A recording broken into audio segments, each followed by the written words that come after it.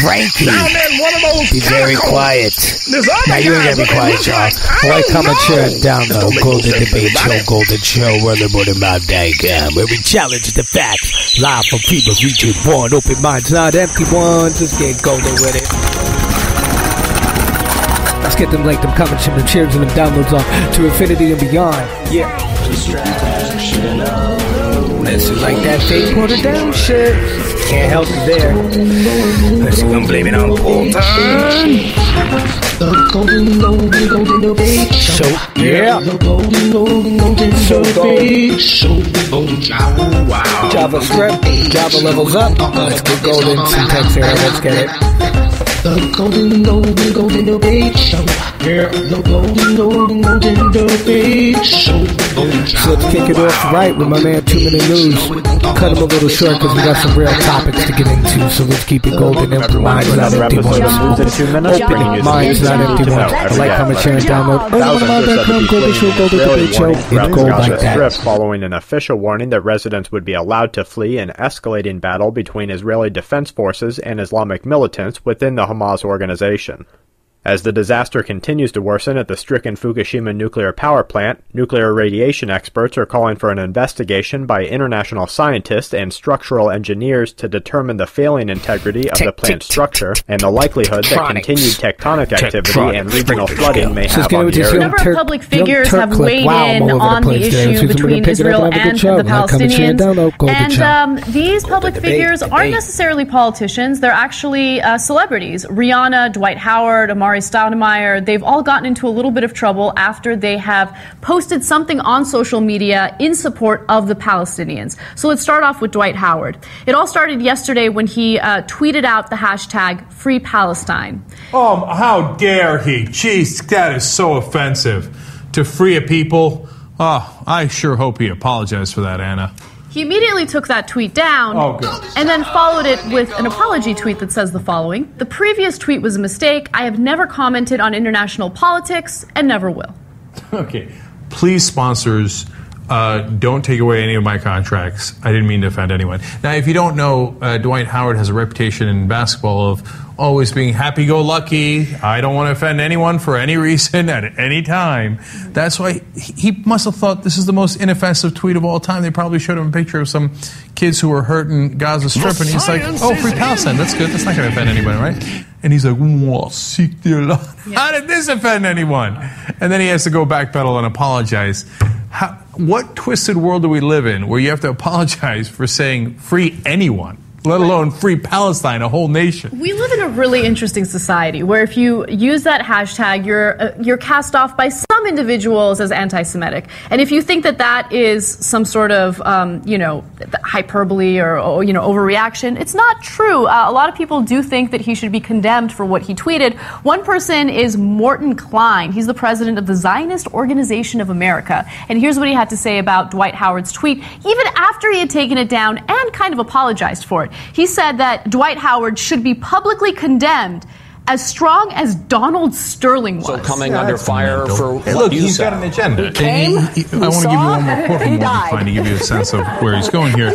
Anyone who used the phrase Free Palestine is either ignorant of the situation or hates the Jewish state of Israel. It's a hateful position. Okay, that's insanity. To say that Palestinians should be free is anti-Semitic. I mean, but this is exactly what people do to try to oppress the opposition and make it like verboten. Like, no, don't you ever criticize my position. If you do, you are by definition anti-Semitic, bigoted, etc., whatever it is. So you have to actually prove it. Like, look, it's not that anti-Semitism doesn't exist. Of course it exists, right? But you have to have actual evidence of it, right? If someone says Free Palestine and you call them anti-Semitic, what you've done is you've cheapened anti-Semitism. Yes. And when it happens in reality, you know you're going to be the boy no one's going to listen to you. Of some form of message that he could put out there so let's that get they it would in. know Uncle that Adam, something Uncle John, no was agenda going show. on, This is the something was Golden up, Debate Show, which to me is WeThere.com. It's so think of gold. 33. But at his Open death, minds, not one of empty the ones, wealthiest men in everybody. the Like, comment, share, and world, his will was unveiled, and the exact wording from his will was that he wished to and for the establishment, promotion, development of a secret society, the true aim and object whereof shall be for the extension of British rule throughout the world. He was a complete, Britain has to rule everything, and it'll use America to do it. The perfecting of a system of emigration from the United Kingdom and of colonization by British subjects of all lands where the means of livelihood are attainable by energy, labor, and enterprise, and especially the occupation by British settlers of the entire continent of Africa, the Holy Land, the Valley of the Euphrates, the island of Cyprus in Canada, the whole of South America, the islands of the Pacific not heretofore possessed by Great Britain, and the whole of the Malay archipelago, the seaboard of China and Japan, the ultimate recovery of the United States of America as an integral part of the British Empire. And I believe this is where our special relationship comes from. And Russ Baker, who we like a lot, he wrote, was it The Family Secrets? Jobs, right. And he has an excellent book. And he's a good journalist. So he's writing about his article from 2013 about Cecil Rhodes, and then, turns out that his great-grandson or his grandson, also a Rhodes, comes out of nowhere to become President Obama's foreign policy speechwriter. And so, and he really opens up quite an interesting history to how Cecil Rhodes really is the architect of this whole New World Order idea. And that's what the secret society, the Skull and Bones, is all supposed to be about. And it comes back consistently in modern day politics, such as the red line. And this is actually, where President Obama said, "We've got a red line." That comes from Rhodes. And he always spoke about wanting British dominions denoted in red lines, which is how they drew it on the map. So all of this stuff, everything comes back to Rhodes. And whenever you have the Rhodes scholars, it's always portrayed as Clinton. Yeah, right. It's always the brightest and the best, but it's not. Bill Clinton was a Rhodes scholar, so we know it's not the smartest people in the world. Well, I'm going to stop you here before you to bring something up. Okay. Albert Pike's letter to Mazzini, dated August 15th, 1871. Yeah. First World War must be brought about in order to permit the Illuminati to overthrow the power of the czars in Russia, and blah, blah, blah. He goes on about that. Okay, we can maybe think that there was... I'll just buy into that. Second paragraph, or whatever it is. The Second World War must be fomented by taking advantage of the differences between the fascists and the political Zionists. This is 1871. Mm-hmm. The word fascist does not exist before 1903. How did he write this? I don't know. I think it's a concoction. It could be. I'm just telling you, this is what I wound up with. And when I'm coming up to Russ Baker writing about this stuff, not specifically about that letter, and yes, I've seen it used specifically, like he predicted these wars and all. And believe me, I'm not that gullible. So but you can't deny that the Rhodes meme has been around for a long time. News on the border crisis reaching into America. Break it down with some immigration status. We now have Iowa Governor Terry Branstad making a statement to the feds, and he says, "Don't dump illegals in my state." Now, I'm trying to keep track of all of the battles that are taking place here. We've seen what took place in Marietta, which was a big victory. Maryland, the people stepped up. Michigan, the people stepped up. The LAPD even stepped up. Oracle, Arizona, as I did in the last video, stepping up. And many people don't realize it, but the feds dumped illegals in Nebraska just last week without telling the governor. And once everyone figured this out, they're like, this can't happen here. So the Iowa governor here is stepping up and making a statement to the feds. You're not dumping these people in my state. And he says right now he's unaware of any of them in his state. But I hate to tell him, there may be.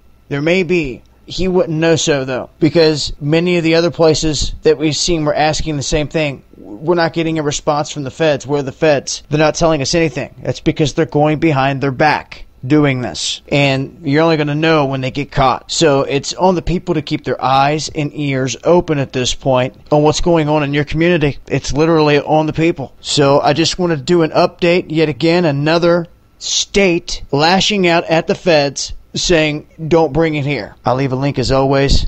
Keep you guys posted as more towns and such catch on to this theme and fight against the feds. It's been Dabu7. Peace. Tell by now there seems to be an explosion across the country of backlash against the government and the feds. It's now everywhere. Now we have Governor Malloy denying the feds' request to house illegal immigrant children in Connecticut. He is the latest of many people We have seen not only cities, but states, and not just that, large police departments, and not just large ones, There's some of the largest. We're talking the LAPD, Las Vegas PD, saying they are not complying with the Fed's demands and what they want here. Other people stepping up, and I'm putting these videos out here just to keep track of everything that's taking place here so everyone can see, because the mainstream media is surely not doing it. So at this point, we've had confrontations take place in Arizona, Texas, New Mexico, California. And California is the one that really put up the brick wall against the feds, and since then, other people have gained momentum from that. Arizona pretty much blossomed out of that movement. And now we've seen Maryland, we're seeing Michigan, now Connecticut. I mean, it's really all over the place, guys. People waking up en masse, and that's good. So it's one thing to see that we have a problem, and for them to be stopping this, but this should tell us all one thing. All these governors know something's up, okay? Right now is the time to press them on this issue about this president. Do you hear me? Right now. This is the time when they have all the ammunition that they need, and the only thing that's really stopping them is the people. It's the only thing that's ever been stopping. Pressure from the people. And as you can see from the past video after video I've been putting out, the people a lot of times I tell you watch out for the fear, but sometimes you got to keep your eyes open. So this next clip comes from my man Freeman Fry, where we had a little conference. This is Ben Stewart, where he breaks down everything, how the human body has all the natural cures already within it. Golden. Okay? It breeds healthy agents of order, okay? But when you see stagnant water that's been stagnant for a while, it breeds agents of chaos. Now, neither of these are good nor bad. They just are what they are. Stagnant water, it breeds agents of chaos like viruses, parasites, bacteria, fungi, whatever it may be.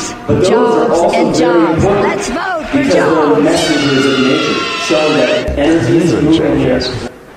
You're sick. So when we're sick and we say, oh, my immune system is down, I'm just going to blame it because the immune system is down, or I touched a doorknob without washing my hands 15 times afterwards. That's not the point of it. When you're sick, that was your immune system also allowing you to become sick, because it can no longer keep you from recognizing that not recognizing that there's energy dammed up in your body somewhere. You should thank your illnesses because they're showing you that you're not paying attention to a specific part of the body. And here's another representation of it. Here's a circuit breaker, and here's the house. All the lights are on in the house. That's because the energy is flowing and working well, just like when you're born. However, say 30 years you've been living on this planet, and a few of the systems are shutting down. I have a kidney problem, I have a liver problem, I have this, that, and the other, I have back pain. I have a hunchback because, I'm not sure why. Well, most of those problems radiate from the gut, and they radiate from the center from which all of our energy comes from. And in the Dantian, which is this energy center right behind the navel, that's where all of our energy comes from. And when it's not getting to a part of the body, we'll say, oh, that's just because I have a bad back. No, it's because you're deficient in one of your organs. Oh man, I'm stiff and I always have this weird, tingling in my arm. It's because you're deficient. It's because your organs are not keeping you healthy because you haven't been paying enough attention to it. Who controls the circuit box? It's not the central nervous system. It's our higher intelligence that recognizes that if it were to turn all of the energy back on, then you would have to deal with all of the repressed emotions that are built up as tension and charges within your body. And your higher intelligence knows that you can't deal with all of that at once.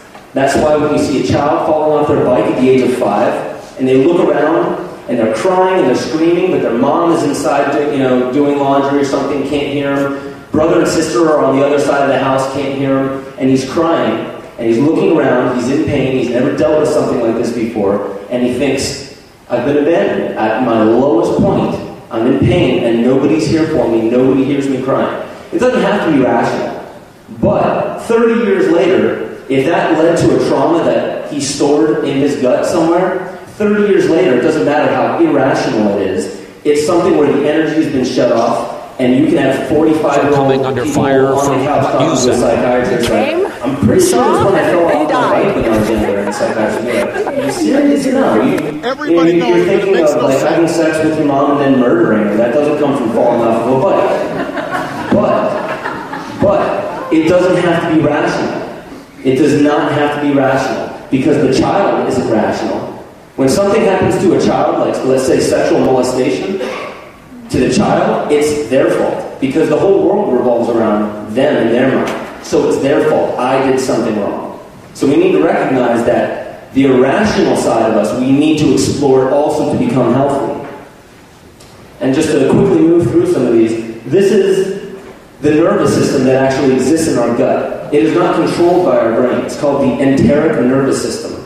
And it stores emotional charges in our gut. And so when we stop breathing abdominally and we start being much more shallow with our breathing, and we notice a lot more tension and our body's a little bit more rigid. There's other guys that they look like, I don't know. That's because there's a deficiency in our gut. And the number one way to start getting the energy to go back to your guts is just to breathe naturally. Just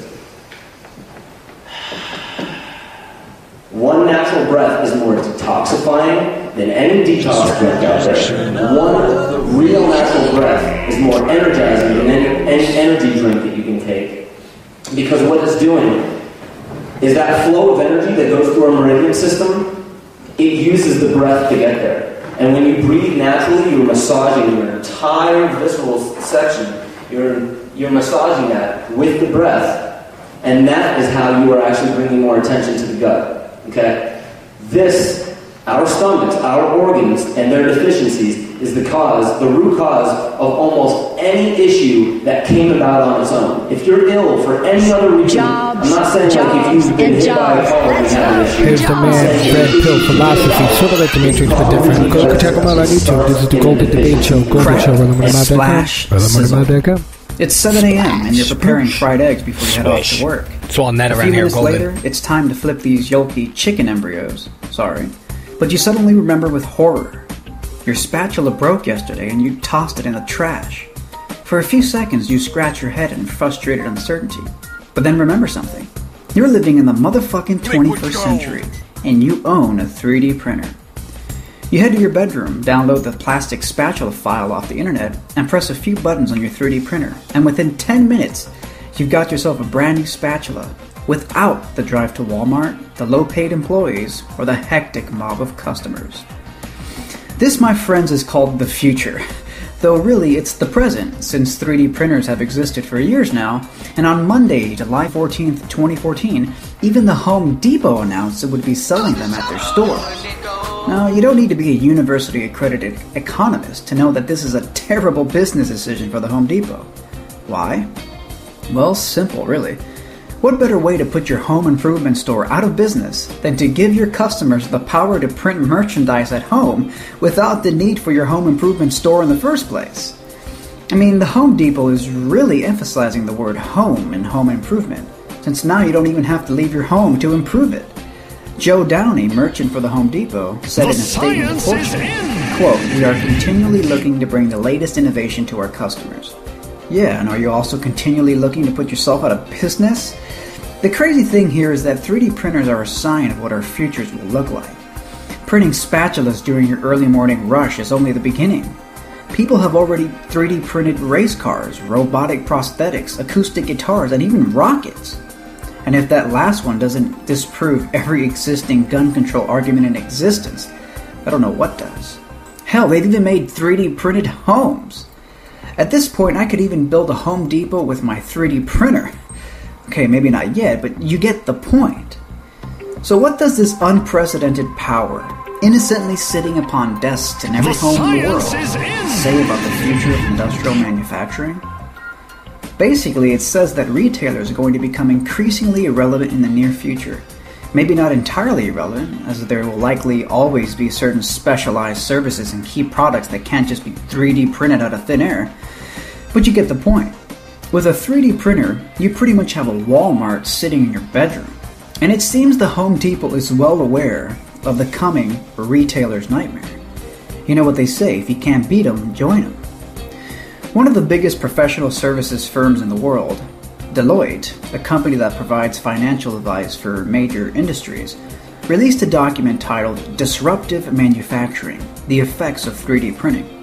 In it, Deloitte describes the coming retailer's nightmare by saying, quote, as other individuals and entrepreneurial businesses begin to embrace 3D printing, countless industries will be subjected to potentially serious Joe Rogan experience. I love dogs too. I love animals, and that's something that people have a weird problem with. But they don't have a weird problem with loving animals and feeding their animals animals. Like, I have friends who fucking are vegans and they have cats, and I'm like, do you stand that cats only eat meat? It's not like a dog. A dog can eat carrots. A dog can eat grains. Dogs eat rice. Like, I have a friend who cooks for his dog, and I've seen that happen. He gets his dog ground beef and mixes it with potatoes and rice, and it's delicious. You do that for your dog? Hell yeah! Cool. It's he good. Doesn't eat probably himself, but you can't do that with a cat. If you're going to do it with a cat, it has to be just animal protein. That's it. That's the only thing a cat is allowed to eat. Yeah, you can't feed cats grains.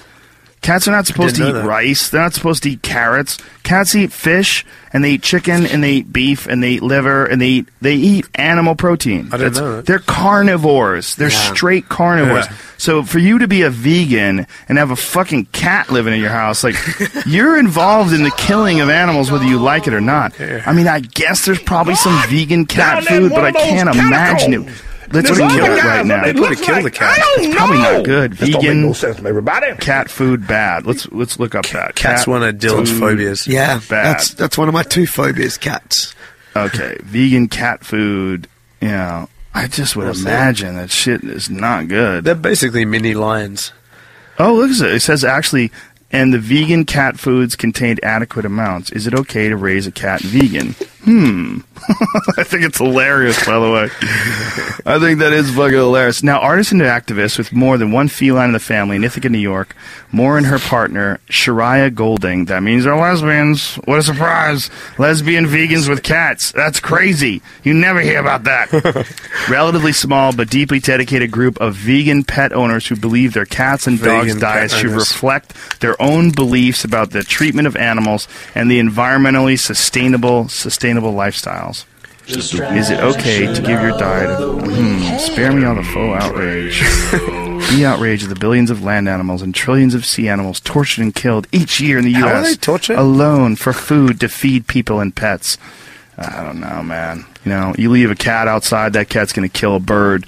That sweet kitty cat that you have is a murderer. Yeah. My cat makes these crazy noises when he looks outside. He sees like something, like a squirrel. His little jaw starts going. Man.